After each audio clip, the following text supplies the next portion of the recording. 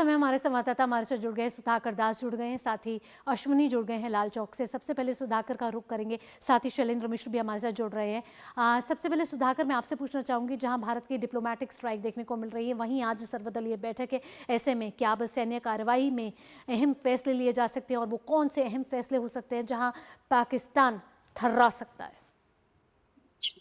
देखिए, बहुत अहम है और लगातार जो घटनाक्रम सामने आ रहा है। सबसे पहले मैं आपको बता दूं, जो आज सर्वदलीय बैठक है वो शाम 6 बजे होगी। और एक तरह से सरकार इस मसले को लेकर अभी तक जो भी कार्रवाई हुई है, ना सिर्फ उसके बारे में विपक्ष को और तमाम राजनीतिक दलों को जानकारी देगी, बल्कि साथ ही साथ विश्वास और भरोसे में भी लेने की कोशिश करेगी, ताकि देश के राजनीतिक दलों की तरफ से आतंक के मसले पर, आतंक के खिलाफ प्रहार के मसले पर एक सुर से आवाज जाए। तो ये एक मकसद है, और साथ ही साथ एक जो पूरी ट्रांसपेरेंसी के साथ पूरी कार्रवाई हो रही है, तो उसके बारे में जानकारी देना। जाहिर तौर पर आपने जो सवाल पूछा, एक बड़ी आहत करने वाली घटना है देश के लिए। और हम जानते हैं, पीएम मोदी को जो भी लोग करीब से जानते हैं, वो जानते हैं कि ये अनचैलेंज जाने वाला नहीं है। आपने कल सीसीएस की बैठक के बाद, जो करीब 2.5 घंटे तक चली थी, उसके बाद विदेश सचिव का जो बयान आया था, उसमें खास तौर से इन शब्दों का प्रयोग किया गया था कि ना सिर्फ इस घटना के जो दोषी हैं उनको न्याय के कटघरे में खड़ा किया जाएगा, बल्कि जो स्पॉन्सर हैं उनको भी इसके परिणाम भुगतने पड़ेंगे। आप सीधा समझ सकते हैं कि इस घटना के स्पॉन्सर्स कौन हैं। अगर स्पॉन्सर्स को परिणाम भुगतने पड़ेंगे, तो जो तमाम कार्रवाइयों का ऑप्शंस है वो ओपन है। जरूर आतंकवादियों के पास एक सरप्राइज एलिमेंट होता है, जो वो इस तरह के कार्रवाई को अंजाम दे देते हैं, भले आप 100 इस तरह के हमलों को विफल कर दे। लेकिन सरकार का रिएक्शन जो है नी जर्क नहीं होता, हम जानते हैं। तो एक कैलकुलेटेड रिएक्शन होगा, और जरूर होगा, इस बात का जरूर भरोसा मोदी सरकार की तरफ से बिल्कुल इस वक्त दिलाया जा रहा है। और हमने सुधाकर, अतीत तो में जो स्ट्रैटेजिकली इस देखा है। समय भारत सरकार आगे बढ़ती हुई नजर आ रही है। कूटनीतिक फैसले तो लिए जा चुके हैं, आज सर्वदलीय बैठक में क्या सैन्य फैसले भी लिए जाएंगे, ये देखना होगा जब 6 बजे ये मीटिंग शुरू होगी। यहाँ हमारे साथ शैलेंद्र मिश्र भी जुड़े हुए हैं कानपुर से। शैलेंद्र, मैं यहाँ आपके पास आना चाहूँगी। जिन्होंने जान गंवाई, जहाँ वो गए थे, जिन वादियों में गए थे, वहाँ पत्ते गुलाबी थे उस समय, लेकिन उसके बाद लहू लुहान हो गए, पत्ते हरे हो गए।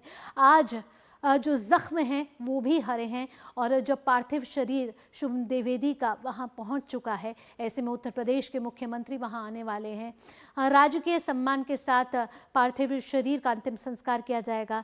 क्या क्या और आपके पास ताज़ा अपडेट है?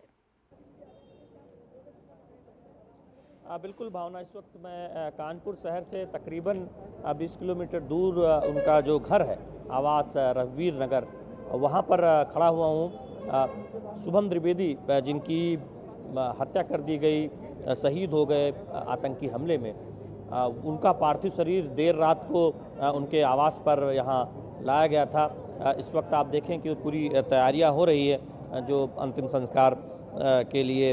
हम जानते हैं कि उससे पहले तमाम जो आसपास के लोग हैं, क्षेत्र के लोग हैं, परिवार के लोग हैं, वो यहाँ पर इकट्ठा हो गए हैं। गमज़दा माहौल है, और वो शुभम की जो स्मृतियाँ हैं उसके बारे में बात कर रहे हैं कि कैसे कितना हंसमुख लड़का था। जब से उसने परिवार की एक बागडोर संभाली थी, व्यापार को आगे बढ़ाने को लेकर, तब से काफ़ी परिवार में तरक्की हो रही थी। और उसने ये फैसला किया था कि विवाह के बाद वो सपरिवार जाएगा घूमने।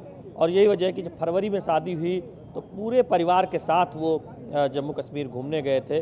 पहलगाम गए, जिसमें उनकी पत्नी साथ थी, माता पिता साथ थे, सास ससुर साथ थे, बहन साथ थी, जीजा साथ थे, तो पूरा परिवार गया हुआ था। और उस वक्त जब ये आतंकी घटना हुई, तब ये लोग थोड़ा ऊंची पहाड़ी पर, शुभम और उनकी पत्नी वहाँ पर गई हुई थी जब ये घटना घटी। और शुभम की पत्नी ने भी मीडिया से बातचीत की, उनका रो रो कर बुरा हाल है। उनकी बहन का यहाँ पर हमने देखा कि रो रो कर बुरा हाल है।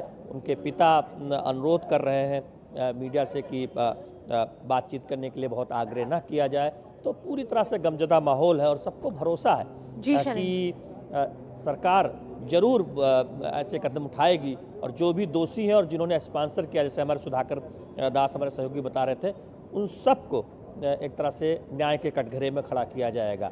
बिल्कुल, अब मैंने विदेश सचिव बात की की तरफ से भी ये शुभम के साफ पिता कल से, सुनने को उन्होंने मिला ये है। भी कहा कि जी शैलेंद्र, कल विदेश सचिव ने भी कहा है कि दोषियों को कटघरे में लाया जाएगा और भारत आतंकवाद को नहीं सहेगा और जिन जिन ने जान गंवाई है एक एक का हिसाब भारत लेगा। यहाँ हमारे साथ अश्विनी भी जुड़े हुए हैं श्रीनगर से। अश्विनी, यहाँ मैं आपके पास आना चाहूँगी, 35 सालों में ऐसा कभी नहीं हुआ जब कश्मीर में इस तरीके से एकजुटता देखने को मिली हो। कश्मीर के बाजार बंद हैं, कश्मीर में जहाँ रौनक होती थी वहाँ गम का माहौल है, पर्यटन ठप पड़ा हुआ है।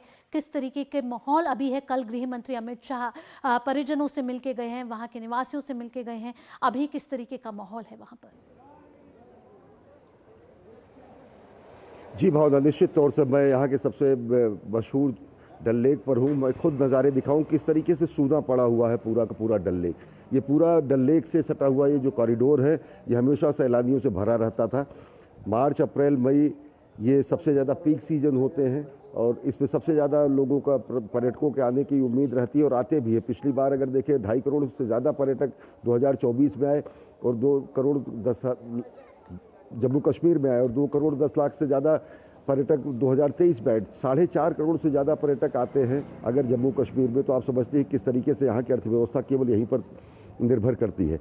हाँ, एक अभूतपूर्व बात जो देखने को मिली है कि जब ये जघन्यतम पूर्व पाशविक घटना हुई है उसके बाद जम्मू कश्मीर पूरी तरीके से कश्मीर घाटी अगड़ाई लेकर खड़ी हो गई।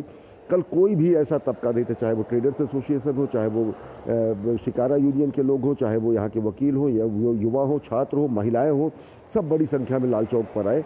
दिन भर प्रदर्शन चलता रहा। दिन भर जो है वो हमारे मेहमान हैं, पर्यटक हमारे मेहमान हैं, न्याय के कटघरे में खड़े करो, इनको दंड दो, दोषी दो। और सबसे बड़ी बात ये कि आवाम ने यहाँ पे हमेशा बाइफर्केशन रखा है। यहाँ के लोग सामान्यतः मिलिटेंट कहा करते थे, इनको मिलिटेंट कहते थे, टेररिस्ट नहीं कहते थे। खुलेआम लाल चौक से दहशतगर्द कहना, टेररिस्ट कहना, टेररिज्म कहना, यहाँ के लोगों के माइंडसेट में निश्चित तौर से एक बड़ा बदलाव है। सबसे बड़ा बदलाव ये है कि लोग ये मानते हैं कि ऐसे लोग जो इन लोगों के पनाहगार होते हैं, जो शरण देते हैं, जो यहाँ के स्लीपर सेल है, जो यहाँ के और जो ऐसे लोग हैं जो इनको मदद पहुँचाते हैं, उनको चिन्हित किया जाए क्योंकि वो सबको बदनाम करते हैं। और उसके अलावा मैं बताऊँ 1500 से ज़्यादा लोगों को सूत्रों के मुताबिक तकरीबन गिरफ्तार किया गया है। उस एरिया में पूरी की पूरी कॉम्बिंग चल रही है। कुलगाम में कल एक अलग एनकाउंटर चल रहा था। उसके बाद सर्वदलीय बैठक आज उमर अब्दुल्ला ने बुलाई है। 28 तारीख को उन्होंने एलजी से आग्रह किया है कि विधानसभा का जो सेशन है वो जम्मू में आयोजित किया जाए। तो ये सब डेवलपमेंट है। लोग आहत हैं, यहाँ पर भी आहत है, मरमाहत है। लोग ये मानते हैं कि उनके आजीविका का सबसे बड़ा साधन सैलानी है, पर्यटक है, देश दुनिया से आने वाले लोग हैं। अगर उनका आना बंद हो जाएगा तो रोजी रोटी के लाले पड़ जाएंगे और वो वास्तव में लोगों की बहुत बड़ी चिंता है।